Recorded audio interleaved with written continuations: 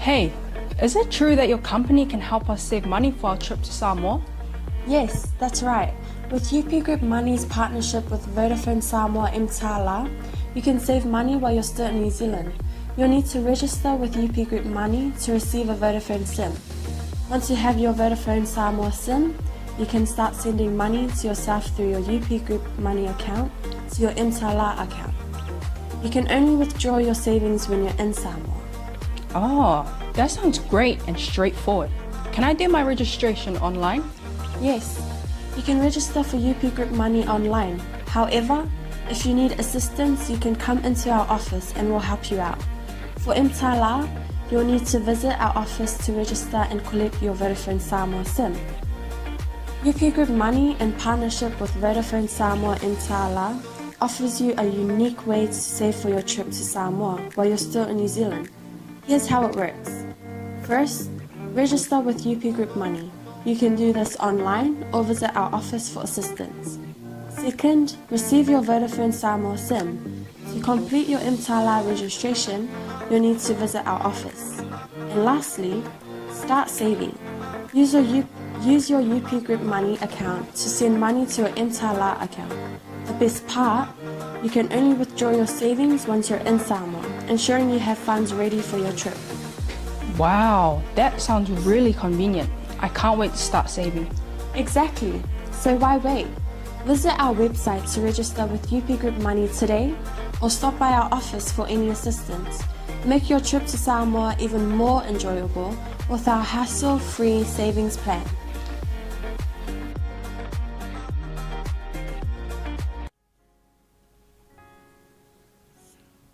Ia, le tua nei tae fau, ia o le tātou polkalame masani nei, ia ua wha ingoa ina o le mā lu tae au wha le nganga.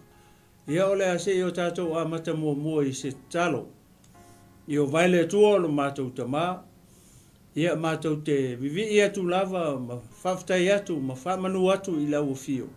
Ia i le nei tae au fau, nei asu fau a mātou au lia mai, i lo alofa ma lo uanga le lei.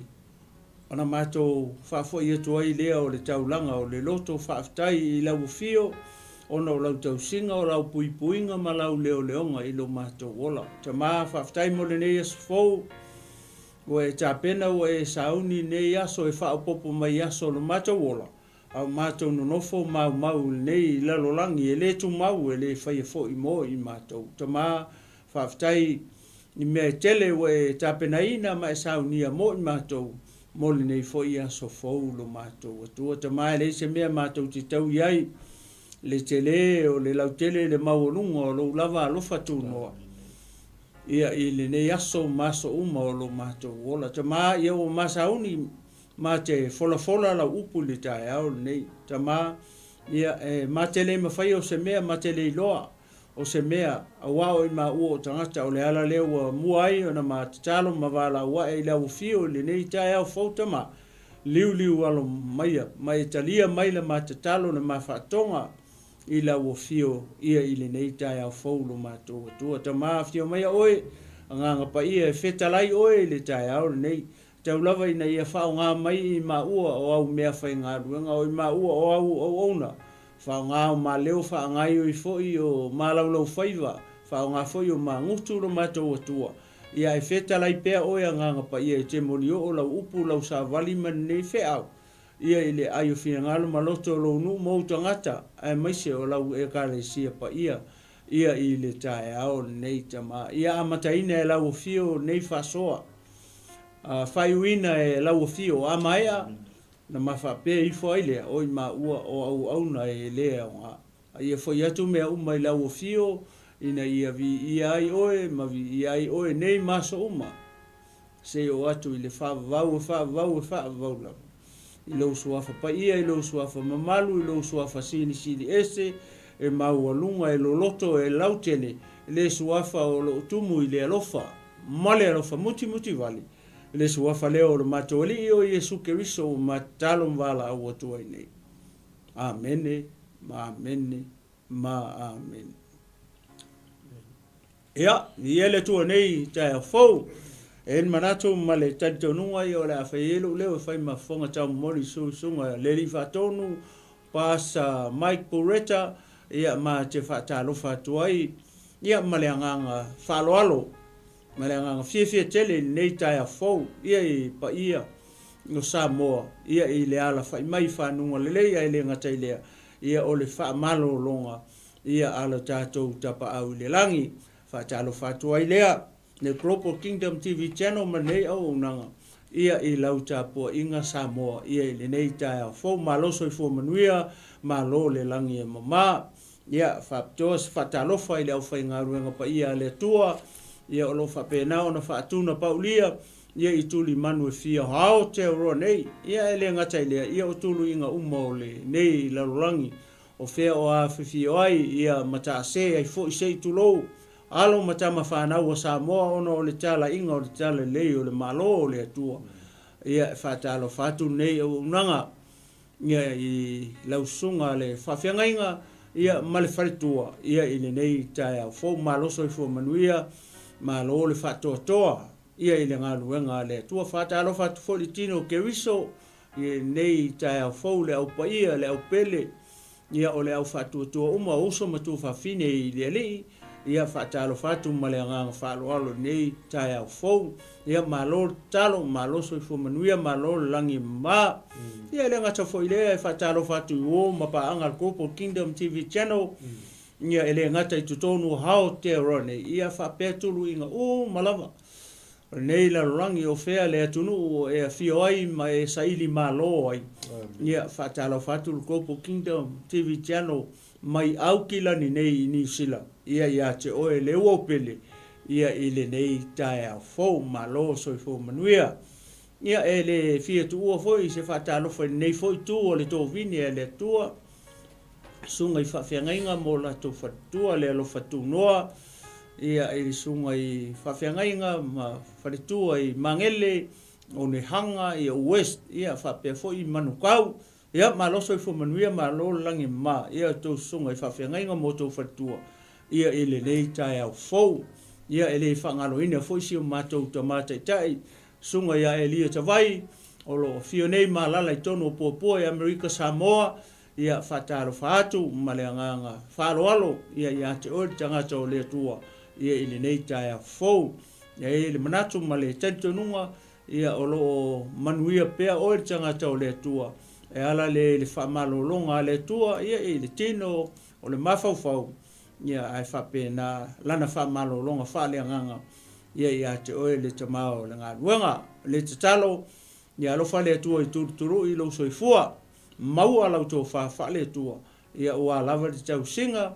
ia ole lafu ma moia ke riso i so ia ma lo soifua manuia ia te oe le tamai nei tai au fau ia o se whaatalofa lea o se whaatulima ia pa ia le au whai ngā ruenga pa ia le tua whapea i le mamalu si o tātou watunu le ngatai leo le tine o Keriso wo ma pa anga Global Kingdom TV channel ia whapea ia wo ma mainga o lo fia pea ia whapea na o na mafuta mai nei o unanga nei Paul Kalame ia i aso taitasi ia maloso i fumanuia ma lo le langi e mama ia ai le i amataina la le tātou Paul Kalame foi ia e toe fia o mori e toi le anganga whaafitai tele whai ea o masori sunga le li whaatonu Pastor Mike Buretta ia e mori e toi le anganga whaafitai tele i tātou sponsors ia o nawa i lunga o le screen ia i ngō umo company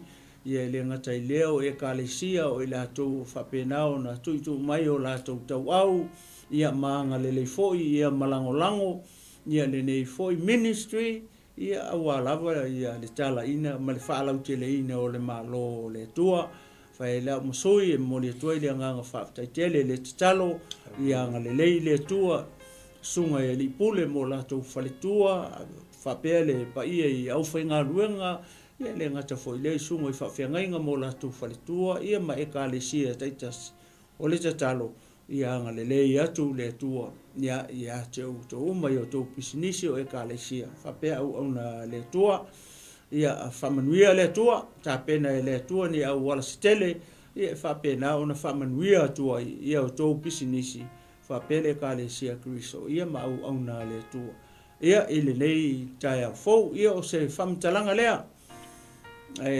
momoli atua i le anga whaftai tele ia ile nei tū lao le tai au tuina atu le minute le isunga ya pasa ia pe iei foi se mea fia sau noa ia ona tātou anga iloa le tātou whamalos ia ile nei tai au fou ma le anga whaaloalo pasa ia whaftai tele lau sunga le toina le Oi, tunu luia. noa mo le toilenga whaftai tele la vai wompa anga le tātou nanga ia le tua o lo whapena ona whasoaina pe shea tātou pokalanga ia le tua wa lava le moli moli ino le tala lei tonu mota malawa loi loia o tātou ngā luenga o tātou ngā lue whatas malo whaftai lau tatalu whaftai lau lango ia le tua whaftai fo i le mafutaina o so se polo kalame o la atu i lungo o tātou au nanga e Ia le tua. le tua whaftai tele le alo lofa i le li i malona fina ngalo ia malenga whaalo alo le tinu ia le tua alo sau noa la sunga ia li whatonu sunga pasta i nei tai a fo ele manatu o le tātou anga isa o loe tātou whamalosi ia por tātou malu tai au whaleanga ia nei tū la o le tai au o le a mose tātou whamalosi li tusi lea mua le yoane o lona mata upu e lua o lona foi upu la e se fulu ma le lua ia se ia whaangata mai le foi upu le fulu ma le valu ia i ono e ana i foi upu ia leo lea whaitau atu e maua ia e whapenao na mawhaso atu ai le tai au ne e le manatu ma le taitonunga o lo iei se whiauta ua mo tātou e misi alea unga tupulanga nei po tātou iei lo iei se whamalosi, o lo iei se whamanatu, o lo iei ma se lapata inga. O le kelei o se lapata inga, o leo te wawai fo ia ui tonu o vesesia. Ia mo tātou uma. E au ngā mo tātou uma, e maise a le tino ke riso. Maise a le au whatua tua. Maise a le au pa ia. E ka le sia ke riso. Ia o uso matua whawhine i le ali. Wa o le taimi le pe o le taimi le i tele ona tala noa mai le fionga pa ia le tua e tātou te whailoa i uma mo tātou mafuta i le malo le tua o le malo le tua tātou te whailoa i umai o nei e ka le sia le tātou te ngā lulue le e ka le sia ma le e ka le sia ia o le ata fo i e o pe o ni ala vai o ala vai la ia po le tele mau foi lea o ekalesia mai ngo fai ngo ngi ekalesia lea ai ole malo le tua ole ata ole vai tele pe o i le taulai uma ai ai le liu le si tu foi le taulai uma ai vai po ala vai tonu ole vai tele le malo ai ata to vai foi le si tu e ma fai foi ona tafe uma mai ala vai mai to tonu o le vateli tafe mai le tua ai ata to va vai foi sisi tu tafe atu vai e ma fai ona tafe uma vai to tonu o le mele ta o le vateli o le malo la o le tua o le ata o le vateli e ata to pe o le winga o le whamtalanga le o te whai atua e ma fai ona tafe mai tonu o le vateli tua i ala vai ai pe o le tele o le kalesia o le ngoa le kalesia ma le lotu ia e ma fai foi o na tafe atu uma ia la vaia po e kalesia ia po lotu ia tu tonu o le vaitele po fea le ku ka ke furia ia e pe ia o le malo o le tua o le vaitele o le ata o le vaitele ia le ala se o ma fai tau atua ia foi upu ia ele manatu o lo i se onga taua o lo i se wha manatu taua mo tatou mo ele te mai mo ameritai au nei ia mama ua foi ma pasta le la mata mo fai fa so atu o le ase me so ani mai i le anga o le tua ia ma ua ia matu fatu o le te talo ia nga le atu le anga o le tua ia whailoa atu ia te oe seisi me sili atu. Ni le mea foi le wo whailoa mai e le atua ia maua ia e maki kufa ku ngei tae au. Ia mo tatou. Ia nga le mai le anga ngau le atua o le ama whaitau atua la vesesia. Ia ona whai atua i le maanga ia tunu ma whaaso nei tae au ma le anga whaalo alo. Ia le atua. Le whana ui. O te tusi atu ia te outou. Awa ua whaamanga loina o tau ngasala. Ona o lona suafa. O tau tamai, o te tusi atu ia te outou. Awa ua o tau i loa, o ia o loo iai talu le amatanga. Tau le ai, o te tusi atu ia te outou. Awa ua o tau manu malo i loo leanga. Tamai ti, o te tusi atu ia te outou. Awa ua o tau i loa le tamaa. O tau tamai, wa utusi atu ia te outou. Awa ua o tau i loa, o ia o lo ia talu le amatanga. Tau le ai, ua o tusi atu ia te outou. Awa o malo losi o tau. O lo tu mau fo ia te outou le fionga le atua. Ua o tau manu malo fo i lo o le anga. Aua tau te mana na o i le larolangi. Po o mea o iai i le larolangi. Pe a whai mana o se tasi i le larolangi. E le o ia te ia le alofa i le tamaa. Awa o mea umalava o i le larolangi. O le tu ina nau o le tino. Ma le tu ina nau o mata. Ma le whaalia lia o le nei o langa. E le mai le tamaa ia. Ai mai le larolangi. O le amawai atu fo i le larolangi. A toa malona tu ina nau. A o le whai le fina ngalo o le atua. E tu maulea E whaava vau. Ta mai tie o na so nei e ngata ai. Whapei ona o tō whaalongo ai foi o lo sau le antike riso. O lo iei nei foi antike riso e tō tele. O le mea lea ua tātou i loa ai. O na aso nei e ngata ai. Wow, wow, wow. Amene. Vi ia le atua, vi ia le li. Ia o fai upula ia na mawhai tau atua. I le kusi lea le apostolo. Lewa au mai i e kalesia. Lea la o lo whamanatu mai ei. Ia oe maa o mai tātou. Le tātou te no nofo i le mea tau o le larorangi. O le tātou te no nofo i le larorangi. Tātou te le o no nofo i seisi a mea. O tātou o tangata o le no nofo i le larorangi. Ai o le larorangi. E le o se nofoanga lea mo tātou.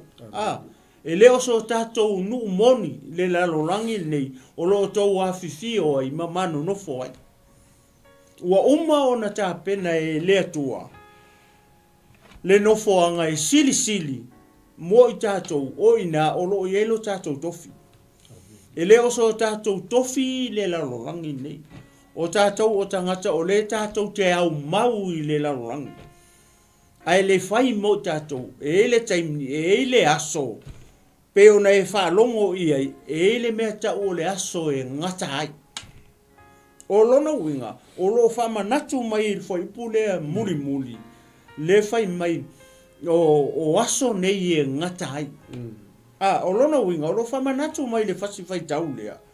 O le larolangi ma le nofoanga le tau te awhiwhi o ima manu nofo e foi ma ua. Ma tatou uma.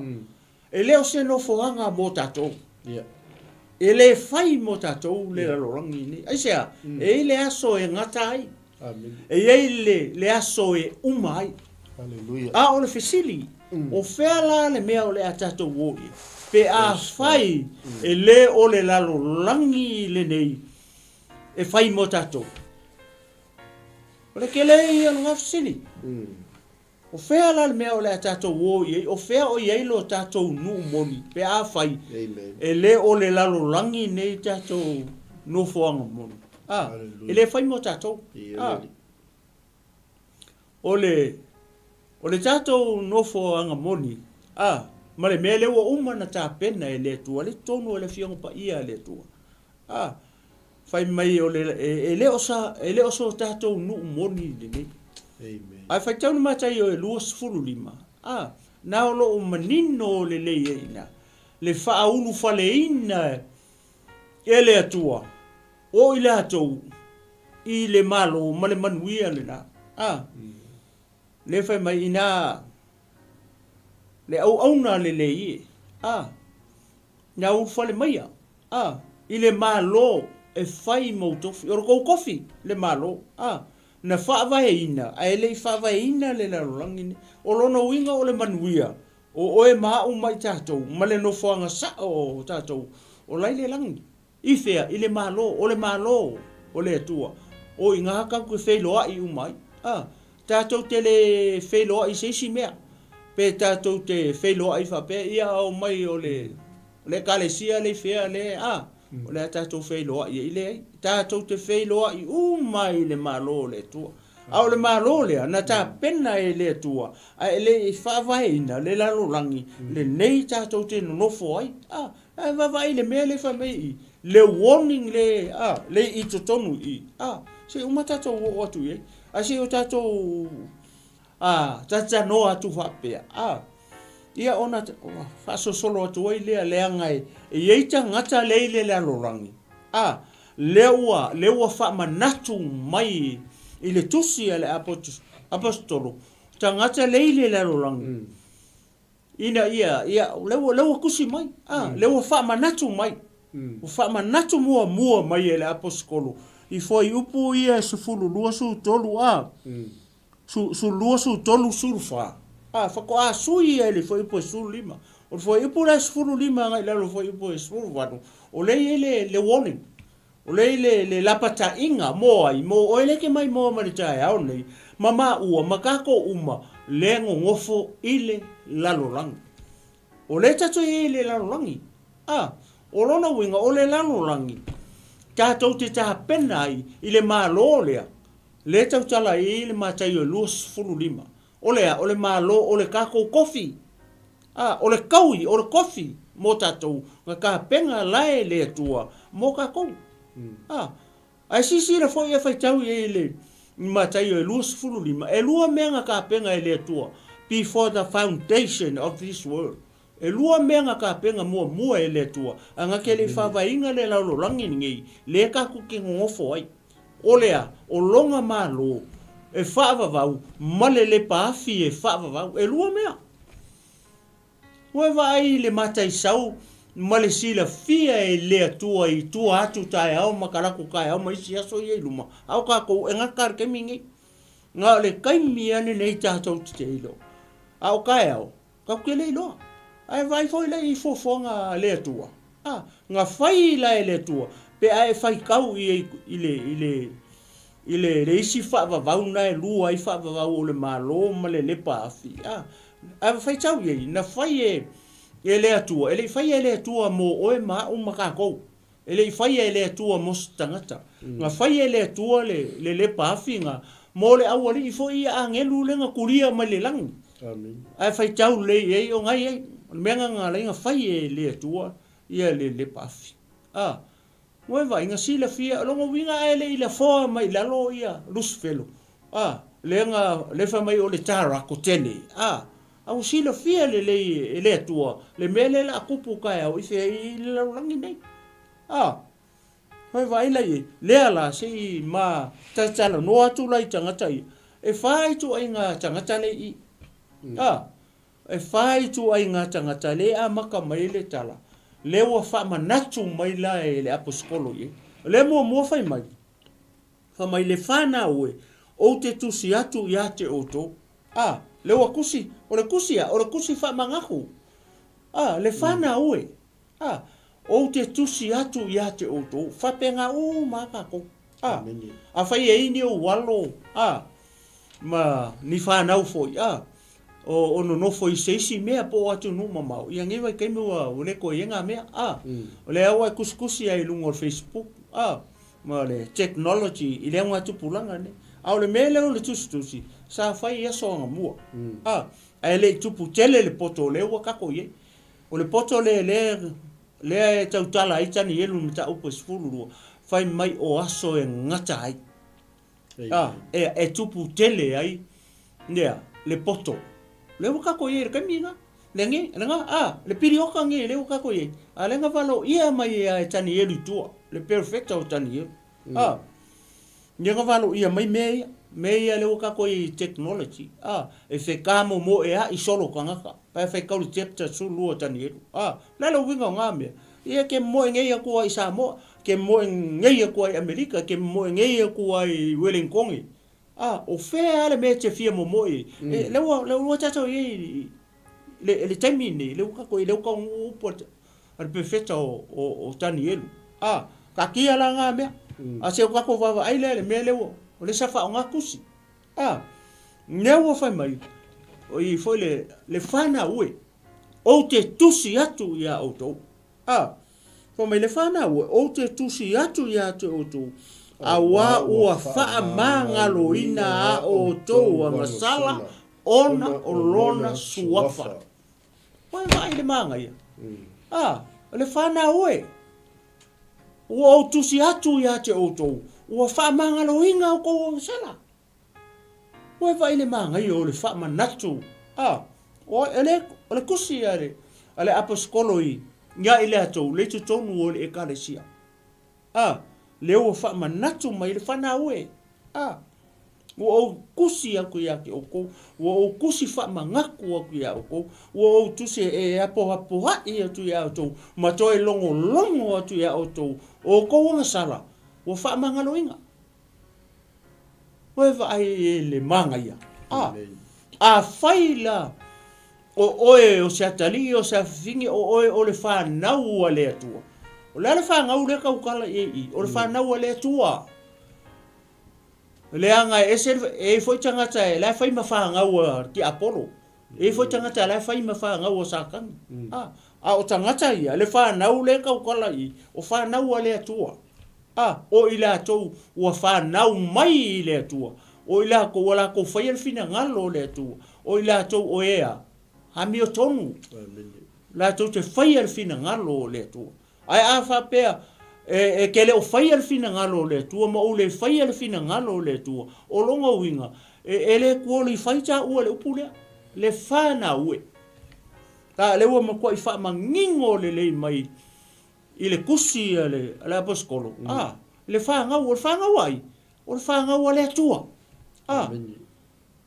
O lona winga, o lewa, koe wha, tonu ese le au ngā. O le ngei kusi nei tai au. Mō tātou uma, le au keusiano, le au wha tua. Oe le ke mai moa mai le tai au nei. Lewa wha mangaku, oku upu ia oe mau, makako uma. O aisia, le ngau tātou o whanau le tua.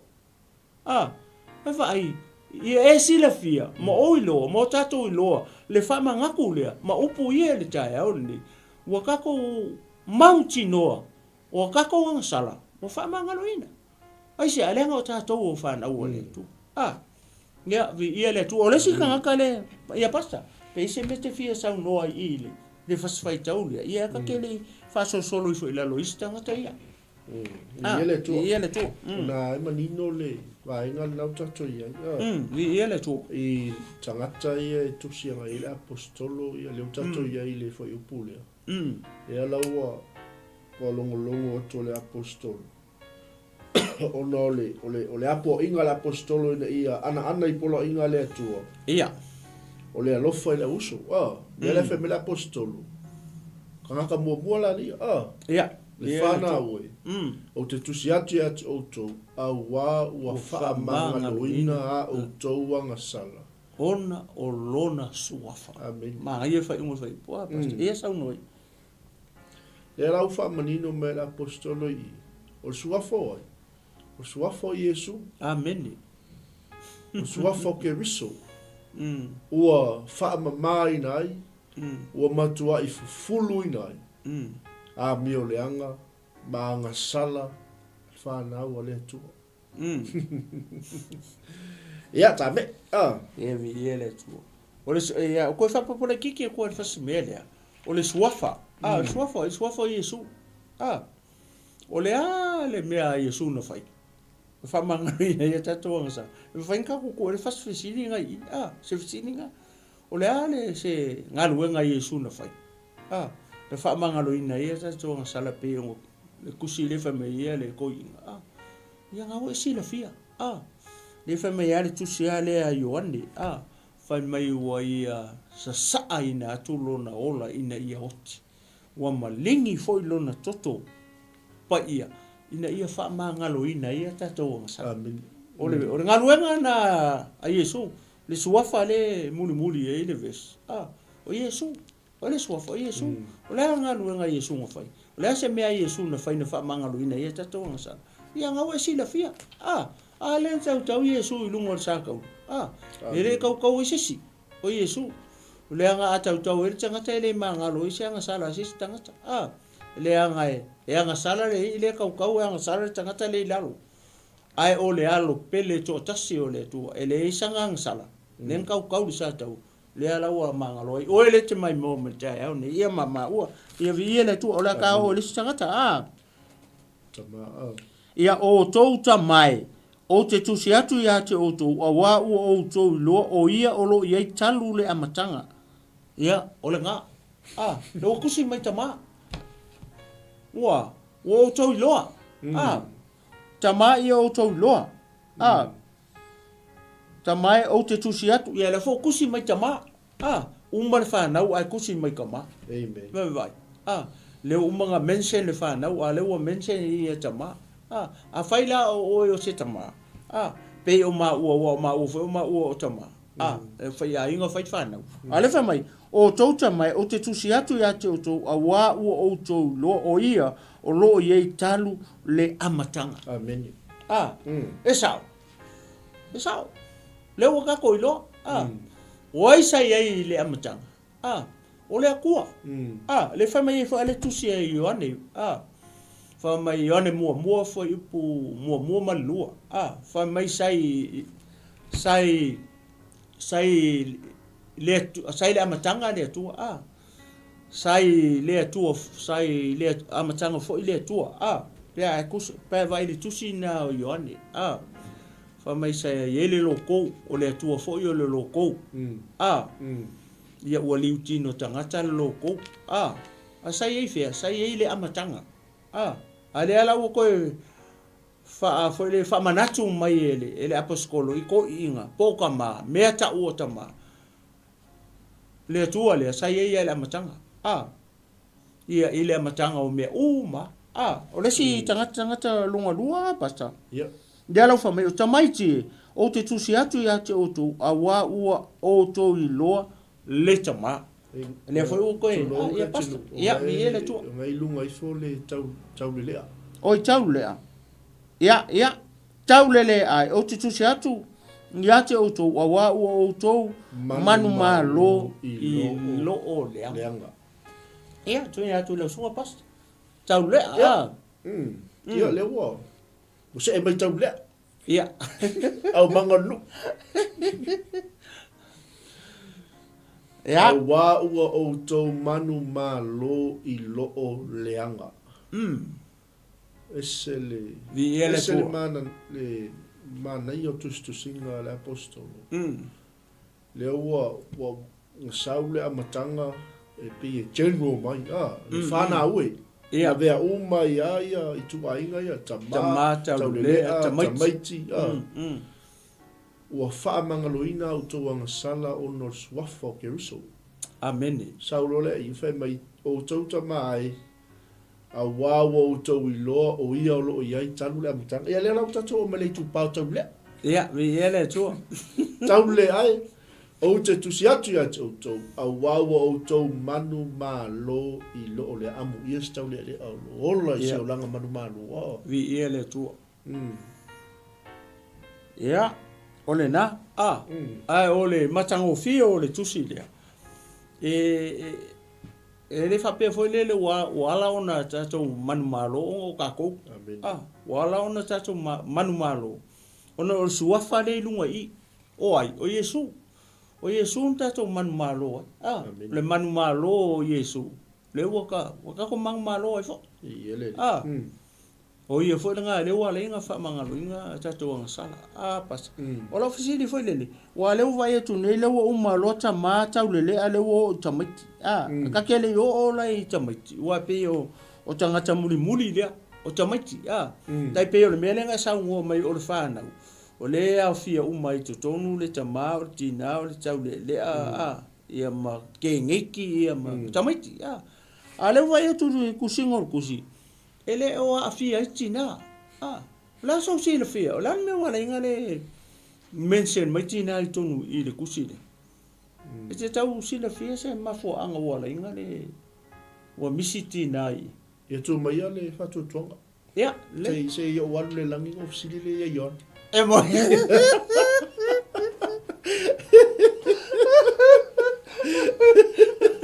ole lo winga la sa wanga ole aka ko aku pongi sa ya la fa o te lo foti na e maka mai tina I'm sorry ele ole make kausu e ku po feo i ko awala te le fia mai ama ole ale nga lo po le tua ole maka kausu e po la me pe fo ringa mai ole misi ma se fa mangaro ingo ko nga sala tina ai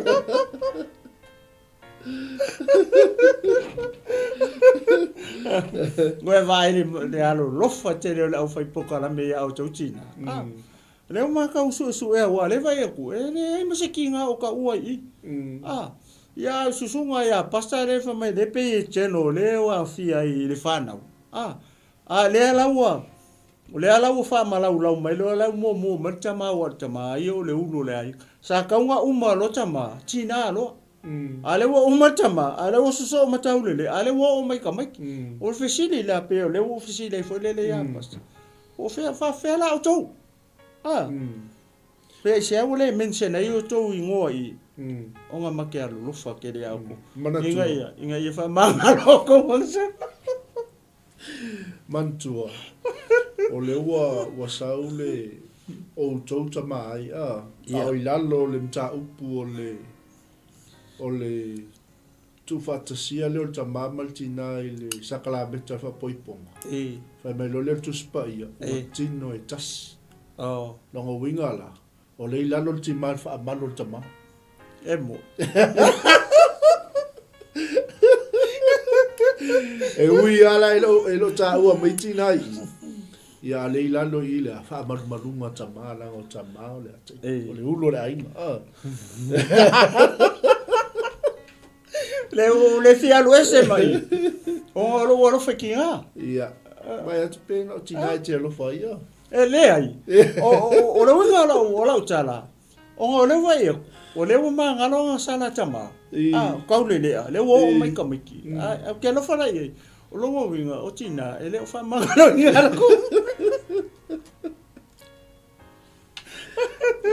pe ole mafo anga tonu ana pasta le wala ingo fisi pe mali fo le tala ai mangaya tali ya ole o te tali fo le fa pe wa le mango kirikiro e pe mali fo le pe ata to mafo fau i tina ai aka ko vava ile le mata i sau le tu ile fa akula nganga le mea ka o le ai mai ai le matanga ya nga mua ar kama ai kilo foi la ile fionga pa ia le tu lo ngi ka e sa mo ai va ai mai fai tau ma study le fionga pa ia le tu e fa ngau kama e le fa ngau kinga fa nau e le tu tamu fa nau tamu seku fa ngau pa kilo ile fa kulanga ngai le tu o me e fa nau le tama au le kinga e le fa ngau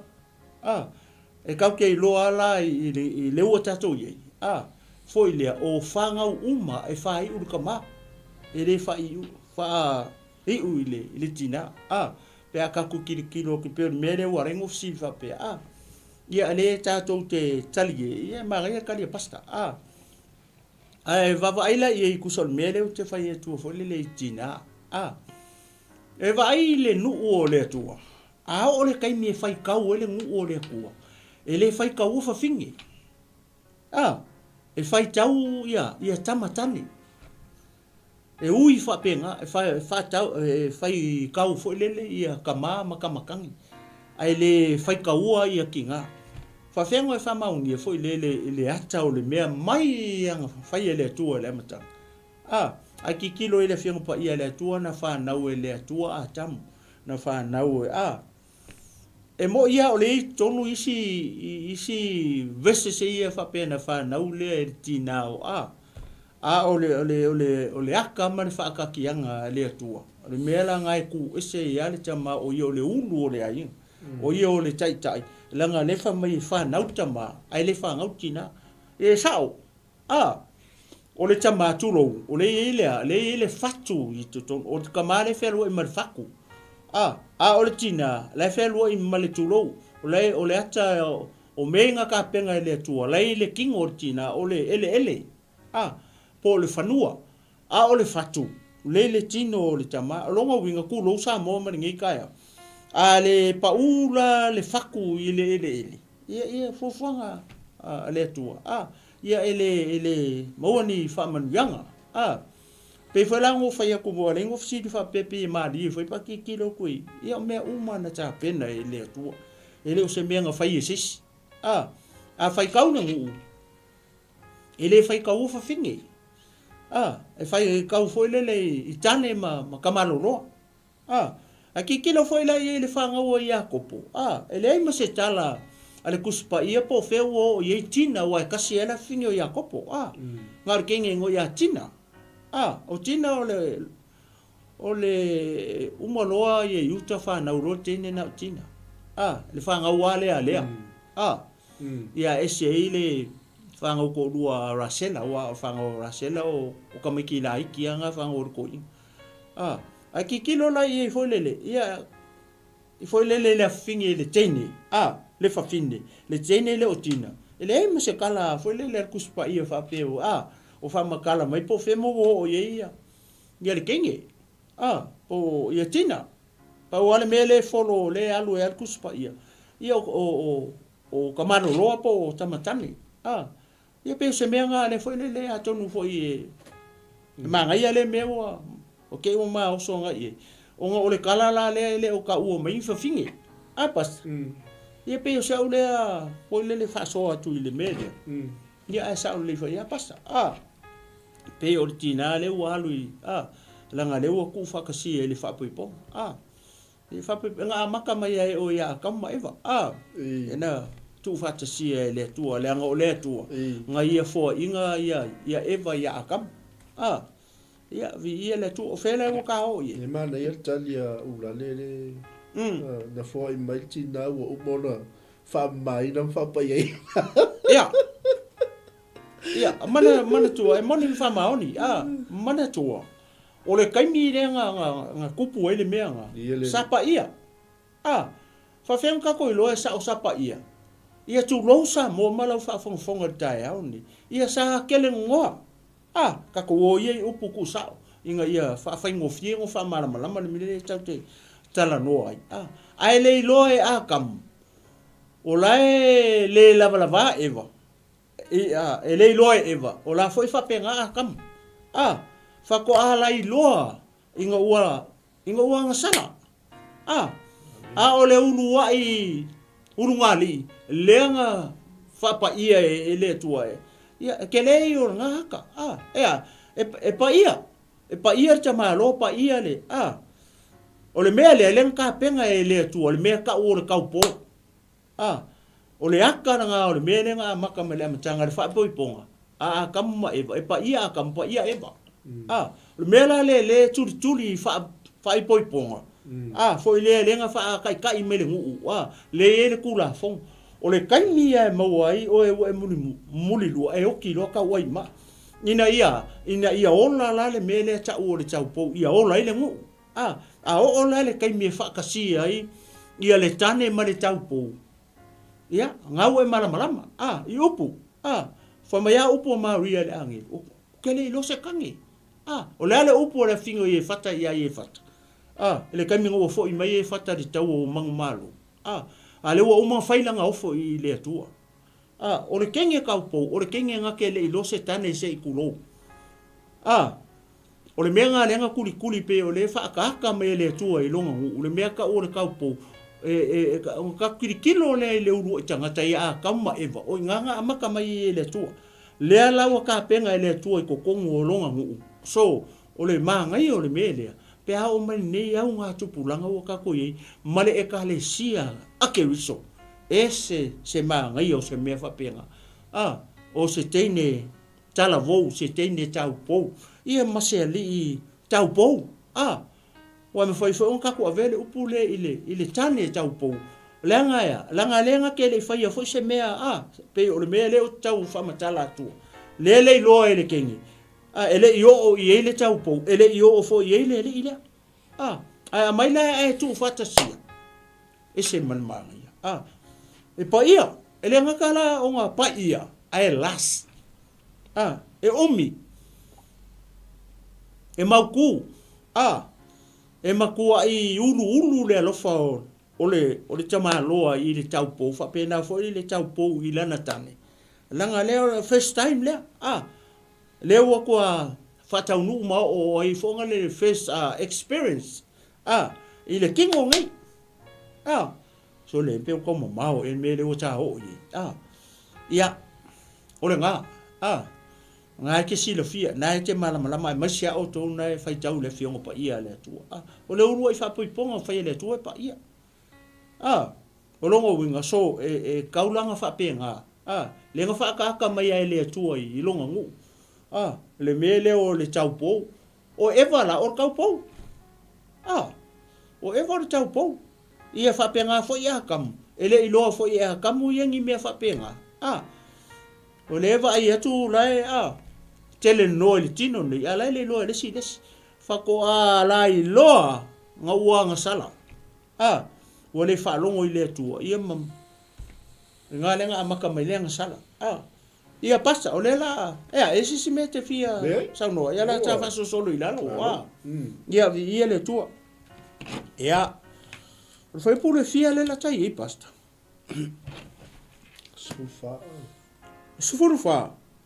Fai mai. O tauta mai Wa tu si atu ya te o to wa o to lo o ia o lo ia talu le amatanga. Ia le ala o pasi kama Fai mai tau le ai. O tu si atu ya te o to wa o malo losi o to. O lo tu mau fo ya te o to le fionga le atua. O to manu malo fo i lo o le anga. Ia leo fa manatu mai leo fa manatu mai i le fo i pule. Fulu fa le tau ai le mention mai le tama ma tau le o to lo le fionga le atua o to manu malo fo i lo o le anga. Ba ia kele mele ia o tele o fo le o tau le ia o lai malo o i sa kangi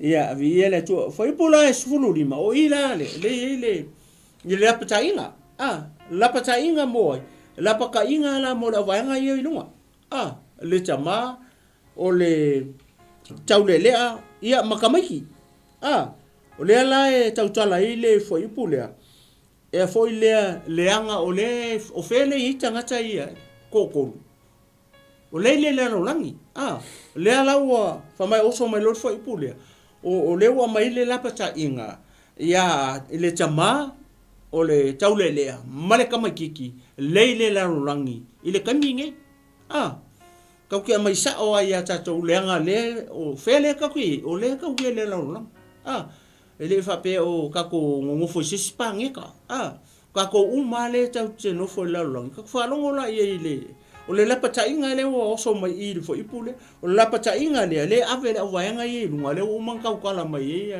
ia le kusi ale ala poskolo le chama o le taule le mare chama titi ale la wo saulo ile lo ifa mai aua tote mana na o ile lalo lang wow aua tote mana na o ile lalo lang o tota ma o tota le o tota maiti o tota ne o tota na o tota la vo o fele ko ke ile kamingi o le ka ko ile lalo lang ale wa mai le kusi male la pata inga le famai aua tote mana na o ile lalo lang po o mea o iai ile lalolang.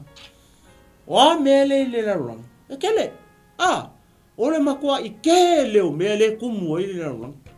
A leo a maile la pacha inga. Awani o tau mana na o ile lalolangi. Ia ma mea o ya. Olo iai ile lalolangi. Famelo la ia le fai kau ato atu. Pe a fai e mana o se tasi ile lalolangi. E leo ia te ia le alofa ile tama. O longa winga. A fa pe o oe maa o mai tatou. O le kau ke manga nga o ile lalolangi ma mea o ile lalolangi. Le la fa mele vaenga le o le foi.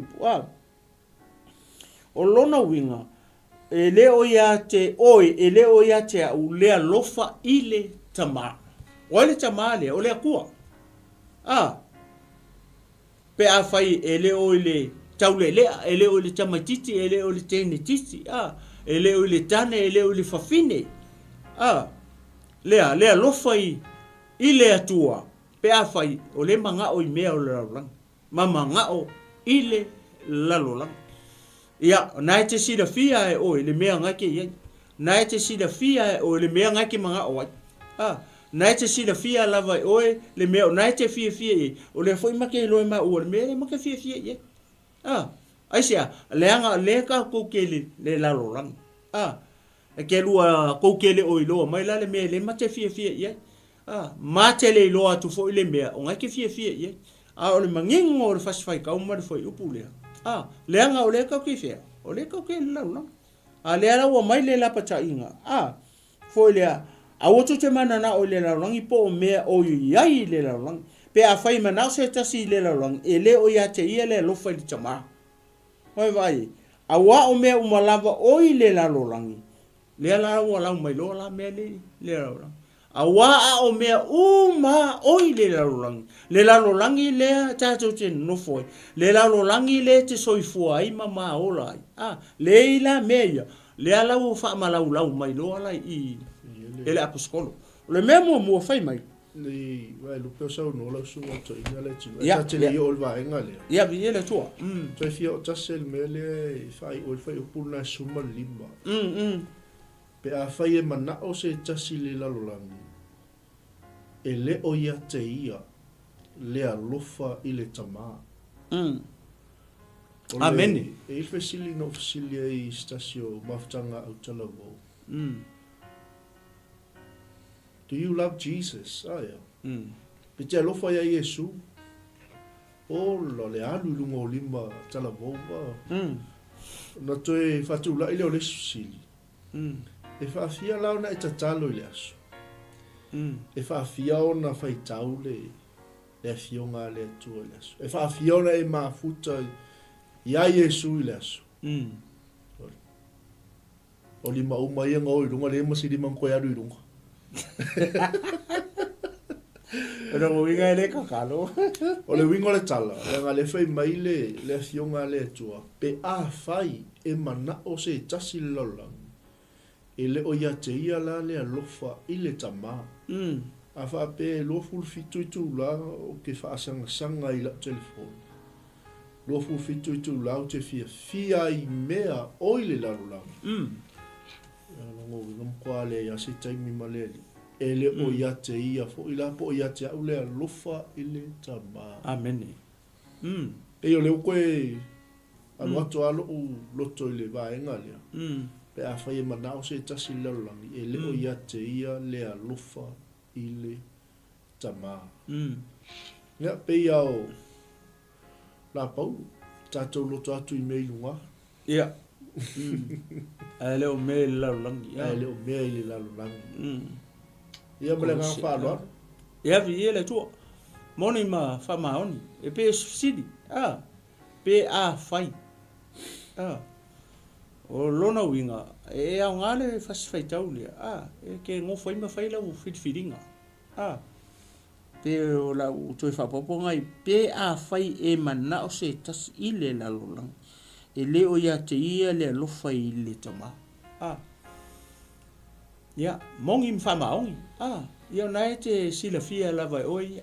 I le taimine, ia le po e alo fa tama pele a fa ye kele o lo fa tama o lo na winga o lo winga la o ela le I me le te fia ye me ye le la lo le la tau la tu la lo fa ipule basta Amen.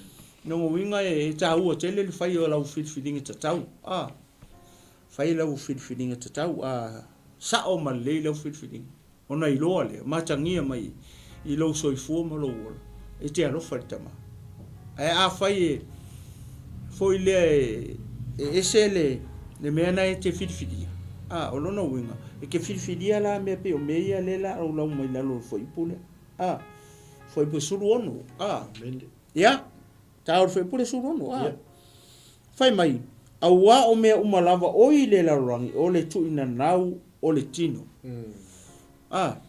mua nga tu ina o tino ma le tu ina nau o mata ma le faalia lia vale o le nei o langa e le mai le tama ia ai mai le lalorang ua makua I mangingo le lei le whakakianga o mea tua I manino le lei awa o mea umalava oi le lalorangi o le tu ina nau o mata e kolu mea o le tu ina nau o mata o le tu ina nau o le tino ma le whaalia lia vale o le o langa ne e kolu mea ia nei o mea umai a lenga maua I le whawhinge a le unua I whawhinge Nenga lenga nga sala ia eba I le amatanga onga ole kuinga ngau o maka o le whawhinge I le kilo ia elenga o whawhinge fo e fo I tamalo roa e yei mea le tu ina nau ia le tino o kuinga ngau le kingo o le mako I kelea o le tau tala I le karatia e 5 se furu fiku le nei mea ngai inga mea na tau o tu ina nau o le tino ale mua mai o le tu ina nau o le tino o le muli lua o le ifo I kupua o le fasio tangata o le tau atane o le ama e kumu se furu fiku le mea ngai lau mai le karatia e 5 nai tutonu o le poula o le onanga o le mataua o le losi vale o le ama le kele ia o tu ina nau na o le tino ia fai mai lola ia karatia na le fai unga fai mai o I le atou e fai anga mea e le fai le malo le atua mo la totofi fai la o le tangata le soifua I le laurangi nei o le ola I tu ina nau o le tino o lona winga e le fai le malo le atua mau kofi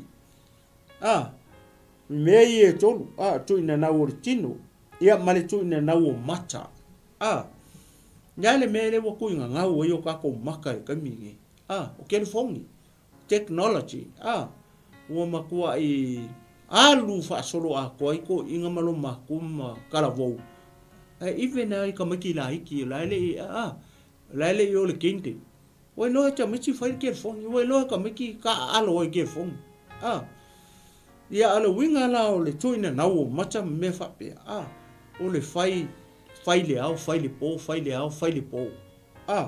ua makua I kuinga ngau ia maka kilo I lea mea ua leo ese I tangata I kuinga ngau o maka ia mangisi mea ia o le ala sila fia le tangata ia le me le tu ina nau ia na mata se itolo nei tu la o le taya o pasa pe se me te fia sau noa ia e le fa uma le ves lea e moni ale upo le tua a wao mea la voi le lalorangi ia le ala lo no wi e le ia ma se mea o le nei lalorangi e le lei ia le tua wa le fai mai o le tuina nau o le tino o le tuina nau o mata ma le faa lia lio langa e le mai le tamaia e mai le lalorangi Esa winga au no ke riso mali o langa o tangata fa tua e fall umala tato ilalo o category e to mai so o se anga sala la po le ale to ina anga sala mio le anga e folu mai lalo le tu ina nau o le tino, le tu ina nau o mata, ma le whaalia lia o le nei o langa. Tasi lea mea e sele mana ia wai, awani ave seina le tatu malu te whaalea nganga. Le mea muli le ma le whaalia lia o le nei o langa. O le si Calgary matua I matau tia le malosi le whaonga ina e ngā luenga al pongi sa te mini o le tūlanga I tālonga. Whaonga e saka. I ele tu. Ia, pe o le tūlanga na. E matua I whaanofo tupu a Yesu I lo ruto malo finangana. Ina ia awane ia. Tu ina nau I tātou ma whaalia lia vali. So mea upo le ale, to inga anga sala o lo tātou ola I pe o lo ola I le larolangi. Lai lalo uma o Calgary e tau. O le tu ina nau o le tino, tu ina nau o mata, ma le whaalia li o le neolanga. Whai maila I o le apostolo, e le mai le tamaia, e mai I le lalo langi. Wow. Ia malanga whalo? Vi ele tua, manga ia, foi lele le whamangi ngonga mai ele upua le tua. O mea ia e kolu. E le ungi mea mai le tua. E le ungi mea ia le fina ngalo le tua e whai e langa whangau. Po ana au auna. Me le ua o ina I tātou. Ia tātou tā ofi e lo tātou whatotua. Tā ofi le me le ua o ina I tātou I le upua le tua. Ia ma tātou whai e le fina ngalo le tua. Lele me le fina ngalo I le tua. Ia vai lai me e kolu le kau mai. O le tuina na o le tino, o le tuina na o mata. Ia mana mea la le o le bride. Le mele o le bride o e makua I makau kia. E poko sakangi e whaonga le mele. Ia le whapeo mawhai atu fo le whapeo mawhaleanga. Ma te whaleanga ina le nau o tangata fo I meo ka alonga me whapea. Ia alonga whalawilawi. O le whai mai. E le ungi mea mai le atua mea ngā. O le ale mea tātou te whaia. Tātou whaia le whina ngālo o le atua. Ma kako awe le vi inga o le atua. O le mea le o le bride, e mau le vi inga o le tangata. E mau le vi inga o le tangata. Tu rausa mo, e mau le vi inga o le tamama tina. So le ke whai aku o lo wakari. Langa le kama ese le maangai o langa. So o ilon tama. Ia, so o ki nganga le lo long kamala ka pia.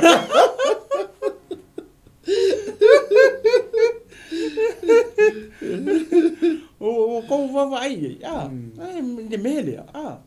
Ne mele o le fa lia vale o le langa. That's right. Ya o fa longo pe o le tala le o te fai tau. Fai atua.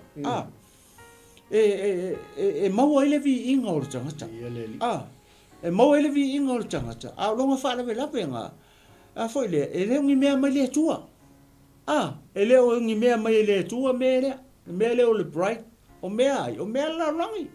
Sa o leo le, o mea la rangi mea. Leo wha vi I solo. Solo le. Aku ari I o lo walo o le avai. Leo wa whaole vi inga o le tua. O le mea le sa kaunga ave I le tua. O le vi inga, ave le vi inga o le tua.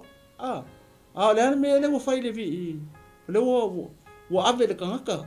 Le mea tauna ave I le tua. Mo vi ia I le a inga. Vi ia I le a inga. Kurau sa mo malau whaafonga nei taia.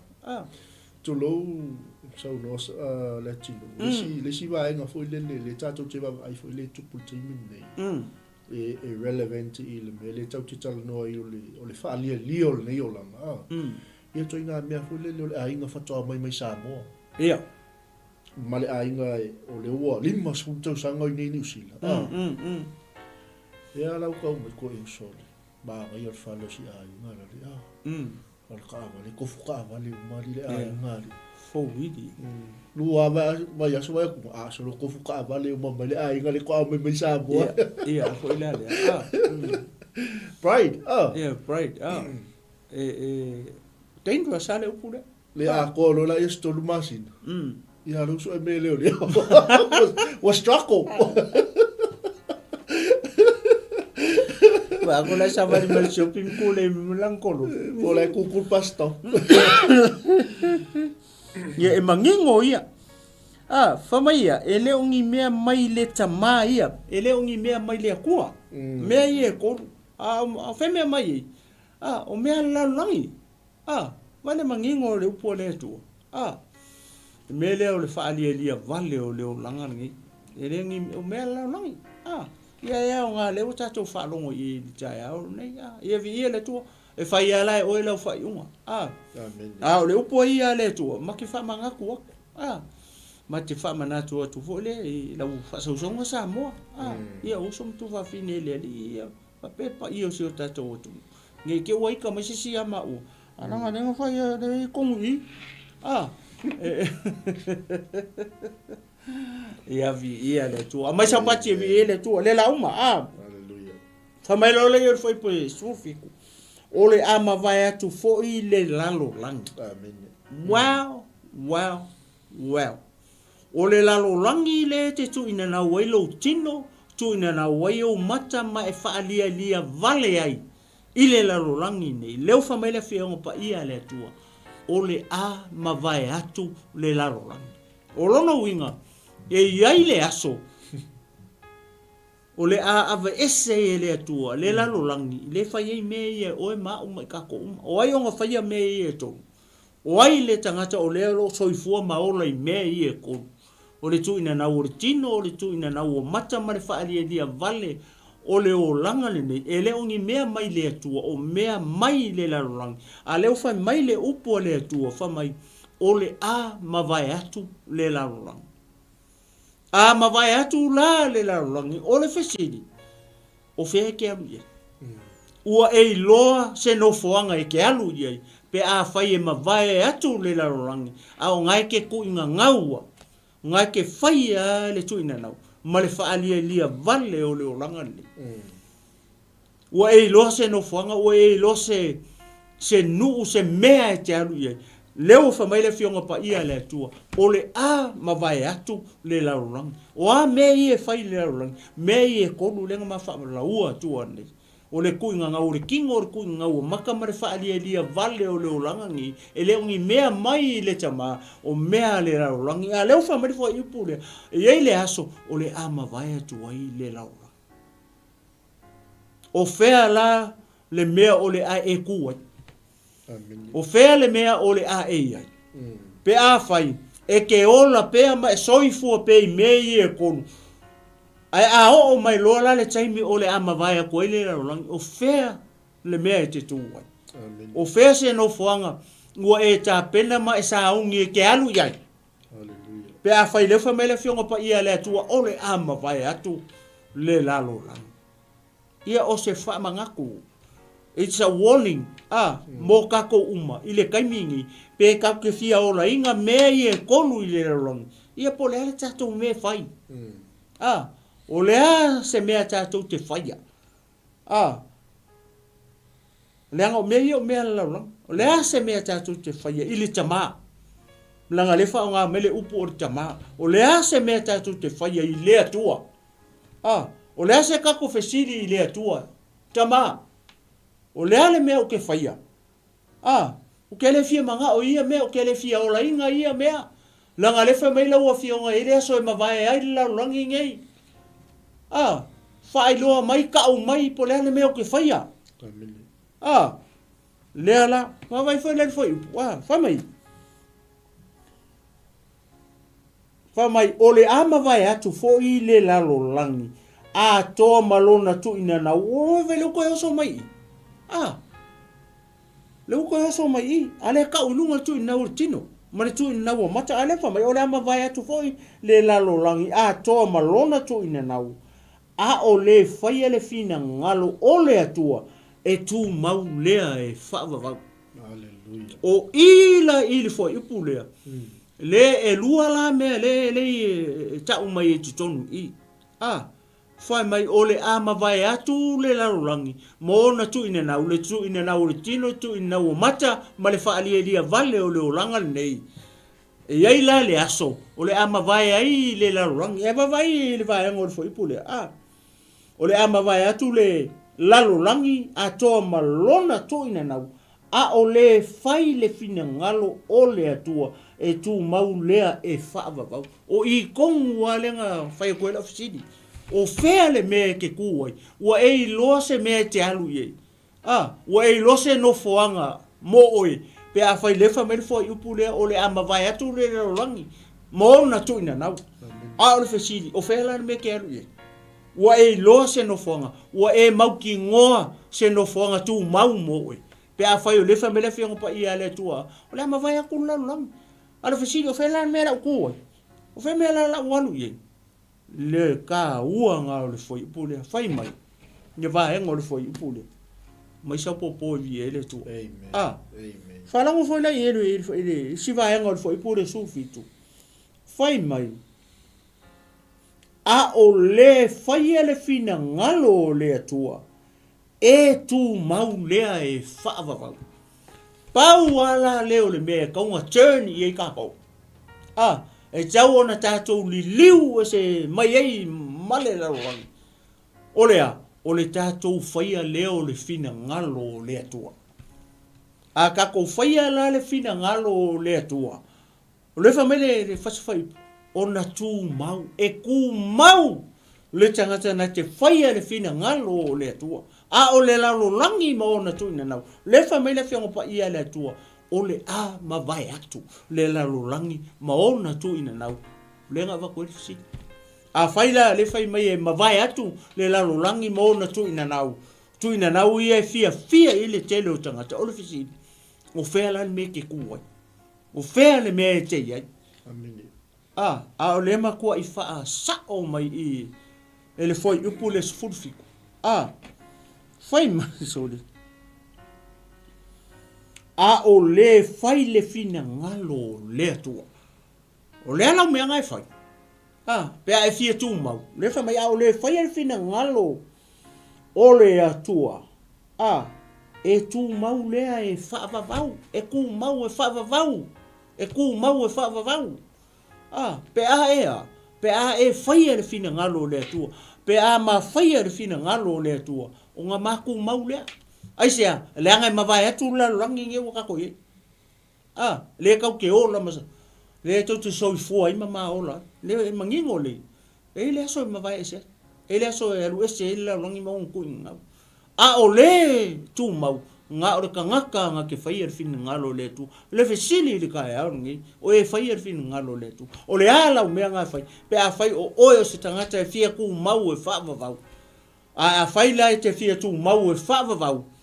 O lona winga, e ka kaun kako whaia lea. Tau na tātou whaia le fina ngalo o le tua. Ia manea ngā whaloara pasta. Lewo whasoa tui. Ia le tua. Ia le tua, lewa malama. O lewa tātou ei le whasusu ngō tātou pokala melita e au. Le la tātou wangai whau muli. Ia le tua. O lo o manino lava le a fionga le tua tātou. O le mana ia nani whai unga le fai pule sumal valu le fa pe la apostolo le ala uto fa ai uma ia tamaiti ia le to praise the Lord le apostolo tamaiti o na so nei ngatai fa pe o no to fa longo ai fo i lo saule ane te ke riso o lo ia nei fo ia ane ke riso to teli o le mele o ta to i lo ai o na so nei e ngatai. Well. Praise the Lord. Mana e te lele vai nga lea. O no le. Pei o tamaiti lea o le tupu ma tupu a i tono a inga. O i kalesia. Pala potopotonga. A ola na soifua ma tupu a i tamaiti ti lalo le wha malunga o se a inga. I le wha tuanga I le li. O le ma ngai ia so le o le Ia le tua basta. Ia le tua. Alo mfa. Kai pe o le fionga le tua o tama e tusa mo nala. Ia le tua. A o ina matua pe to ina. E le to te ai se ai. Ia le li. Wa le ngai lunga ifu. O tou tau le ai. Wa o tou o e malolos. Ia. Tala vou. E fa mai foi la ia i tama. A wawo tau I loa. sa iai lava o ia talu le amatanga. Usala o le malama le ia tama, Ko ing. matue ina, sa ula loi tau le lea. O lako o fai wale al taimi nei. Kupulanga. Tupulang Tala tala vau. Tulai mai, Ia. Ia le tua. fola al tala le. Ya ngala leila loi fole stupulanga. Le fai mai fai upo sumal ban, tamai tie. Tamaiti. Ia. O naso nei e ngata ai. Ai se a, le anga leua, peon tato whalongo, o lo o sau le ane tike riso. Aleluia. O lo o iai nei foi ane Aleluia. tike riso i to o teli. Praise the Lord. O le mea leo tato i lo ai, o naso nei e ngata ai. Leo tato i aso e ngata ai. Tip. Of the end time. Ka wen tato i lo, ia se mau ane tike riso. Se mau profeta pepeli. Tangata lo la tua. Pasanga tau i le, fina ngano le. Ia, pe yo se va inga na le tinu o e wha mai a toi fo isa ua wia wha so e wha upule mulmuti. Ia, o no tatai mi male ngang wha lor. Ia, vi ele tu. Ole antike riso. Ole whailonga. Ole whailonga lea o aso e ngatai. Ia, leo tatou wai e kaimingi. Ni tele o le antike riso. E kauwhalango kako malama. I le winga o le mele ta o le antike riso. Le mo le mauma i le mata upo e wha lela wha umatuai. Le winga le meta o le antike riso. Wa kele kanka e le malama. Po le meta o le antike riso. Le la ukango whewhe kaukunga i fwoi upu i. O le winga le o le upu antike riso. Inga ia malama i tatou. Le anga e kele ia tala inga o aku fwoi afe foi lele o kango fa afi o ke fie falongolongo i lako message ia o isi message fonga le familia tanga tutulo sa mo o Yehova familia to o Yehova ia o ke kango la ku ye foi lele ia le mau le ta te lo ta le anga o Yesu fuor termine le kalesia ke viso o le ka ki kongo le kalesia ke viso o Yesu la ka penga ia le tongi ola mo ka ko uma ai foi le maule tonu salamo salau tonu walu fo ipu e no fa mai o te fa sili i la upu i o i suafa uma o lona winga e sili ya ko ile atua langa upu ngai lo longa o nga suafa uma Yehova sapaota Yehova i rai Yehova nese Yehova saloma po ai ngo uma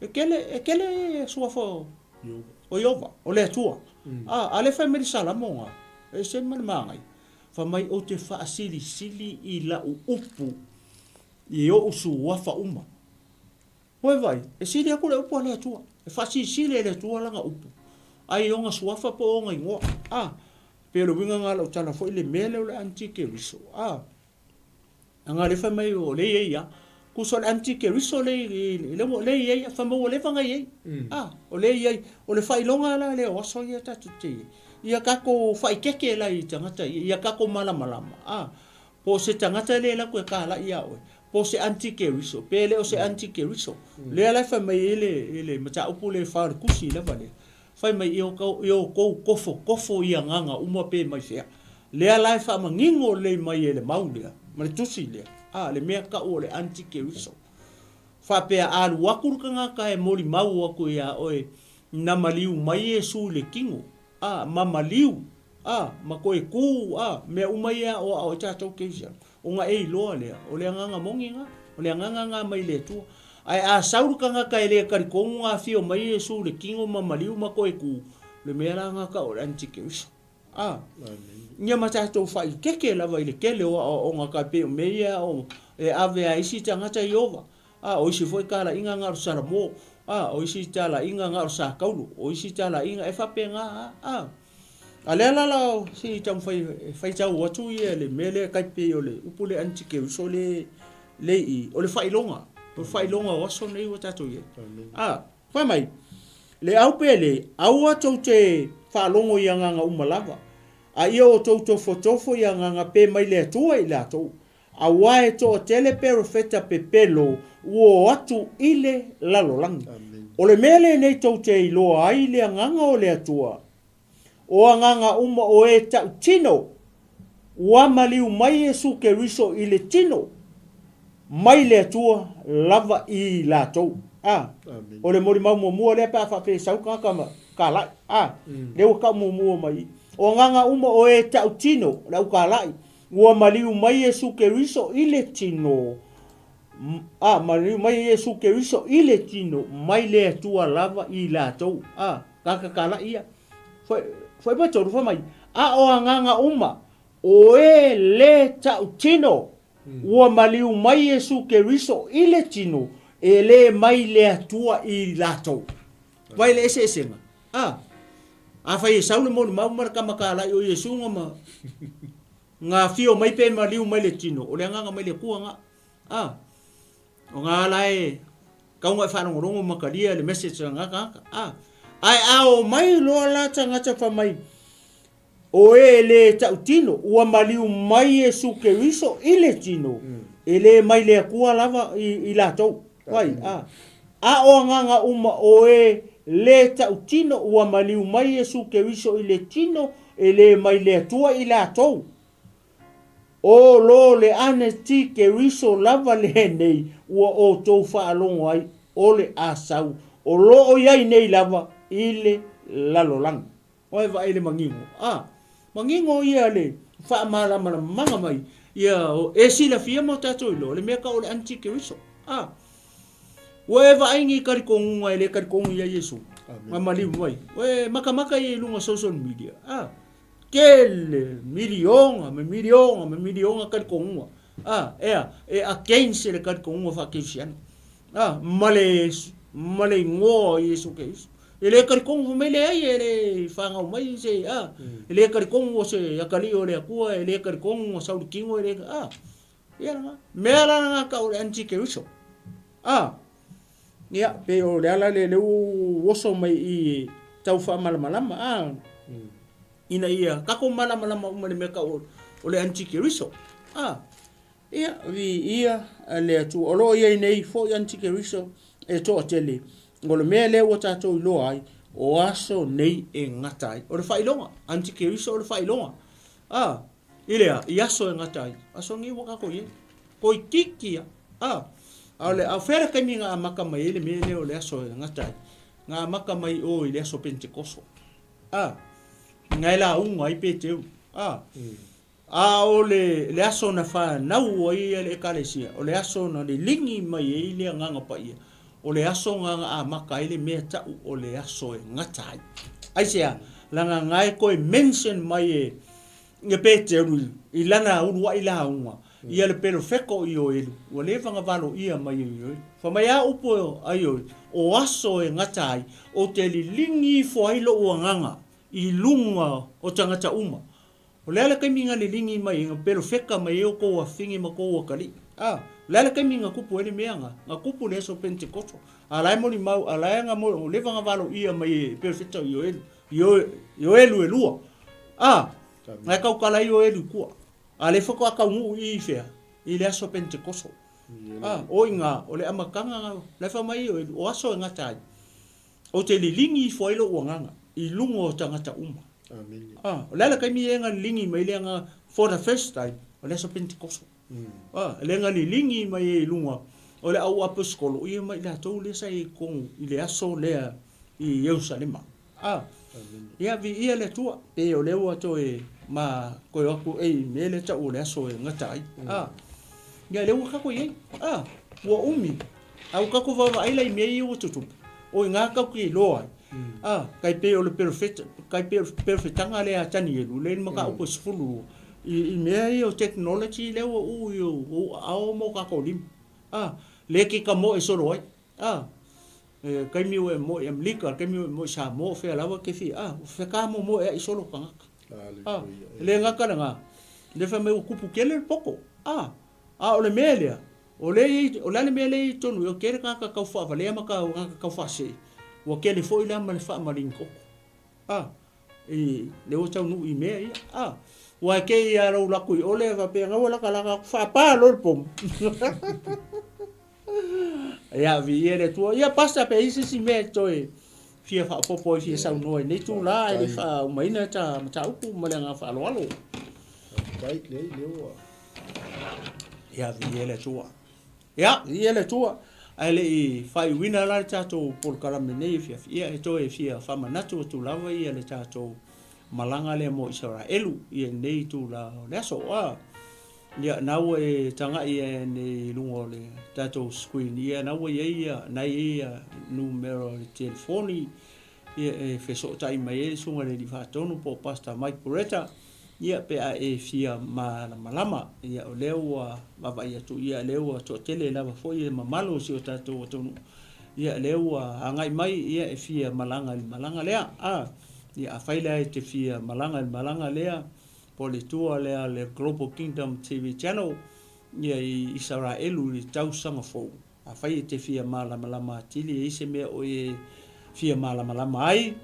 ia e winga le malanga ni ia ona vili mai leo le telefoni na o i lunga le screen fa so tai mai sunga le li fa tonu ia ona lua tale tala noa lea ia ma fa i loa tu foi ia se mea o lo e fia malama ai ia a fai foi te fina ngalo o le malanga le tau ona o ai le ainga o alo mo fanau foi e mai mo foi ma mata i le pa ia po le sa fa fio ai lu tato li fa olo i su ia le lopo le taimi le nei ia le nawa tu lunga ia fia moso soni ia vala mai so ia pasta mai ia ona lua tala no le ia tonu a pe ona mato fa yatu a ko kelen malanga ia o le foi se fa mama venga ia na tu langa uma i fai ona fa malama tu sunga ia pasa ia na tu langa uma ia ai o talo mai mo nei malanga ia talo to fo ia